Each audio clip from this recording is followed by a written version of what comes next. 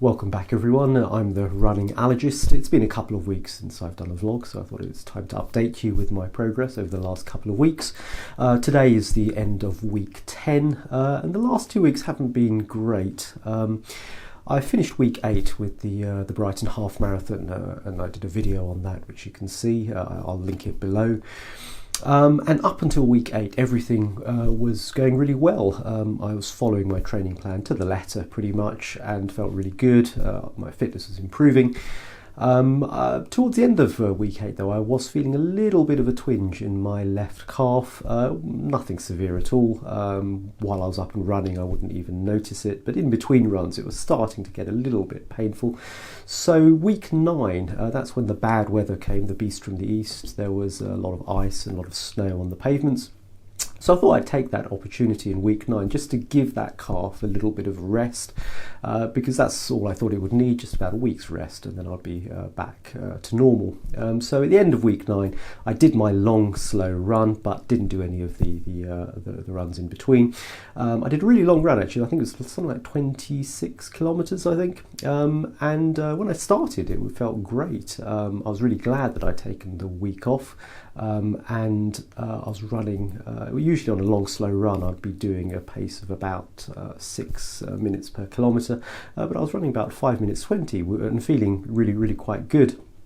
But then in the latter half of that long run, in addition to my left calf pain coming back, I also developed a bit of a twinge in my right quad as well.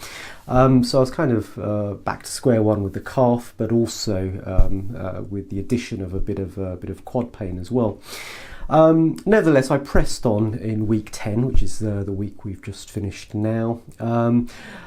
Still a bit of pain. I did skip one of the runs, and I thought that perhaps it's actually time to get some new running shoes as well. I was a bit worried I was using the same running shoes for all my marathon training, and perhaps I should swap things around a bit.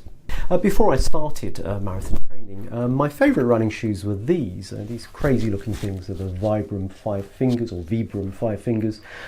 They're barefoot running shoes. They mimic the sensation of running in bare feet. Why on earth would you want to do that? Well, running in bare feet has a couple of advantages. It strengthens your feet, it strengthens your calves, but also it encourages a more natural way of running, which is forefoot or midfoot striking. So your foot comes down at the forefoot or the midfoot, and then the heel comes down. Modern, thick, soft, cushioned running shoes tend to encourage heel striking, with the heel coming down first and then the forefoot comes down after that. There's some evidence that actually could be problematic in terms of certain types of injuries. So I've always loved using these. They look a bit weird, but they're great. However, I never really expected to do the marathon in these particular shoes. I thought for the marathon or the longer distances I'd need something that was less minimal, that did have a little bit of cushioning. So after trying a fair number of shoes, I found that these were my favourite by far. These are the Adidas, Adizero, Adios running shoes. They're actually used by professional marathon runners, and I believe the world record holder, the official world record holder of the marathon, wore these when he broke that record. So these Adidas shoes, they're famous for this boost cushioning, which is really quite effective. And these particular ones, they're at the more minimalist end of the boost cushioning range. So these are the shoes that I've been using for pretty much all of my marathon training, and I really love them. But given that these niggles in my calf and my quad, I thought it would be worth trying something different. So at the weekend I popped to Nike Town and bought myself these. These are the Nike Epic React Flyknits. These are new Nike running shoes. They've got this new cushioning material called React. It's meant to be a rival to the Adidas Boost. It's the real antithesis of my minimalist Vibram shoes. Unlike the Vibrams, these have really thick layer of cushioning material. It's not particularly flexible. It is, however, reasonably light, but I thought it would be worth a try. They've had some good reviews on the internet, so I thought I'd give them a shot and see how they work. So I took them out for a run this morning. I did 16 kilometers. I generally wouldn't recommend taking a brand new pair of shoes and doing a run of that length in them. It's probably better to work up with smaller distances, but it was comfortable. I was very much aware that they were bulkier than my previous shoes, a little bit heavier, although not particularly noticeable.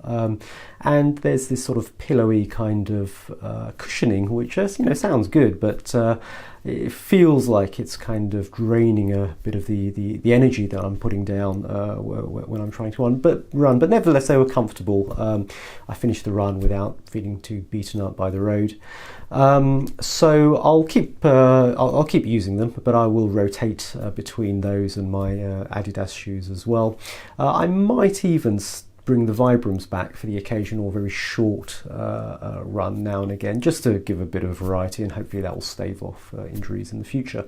So nothing much else to report. Hopefully week 11 I'll be back on track with the training program. I'm also going to reintroduce some strength training sessions as well. I was doing quite a lot of strength training at the beginning of my marathon training program, and been doing some strength training before that as well, but the last few weeks I've stopped doing that, but we'll reintroduce that. My next video will be an allergy related one, and might be useful if you're experiencing random episodes of hives and you don't know what you're allergic to.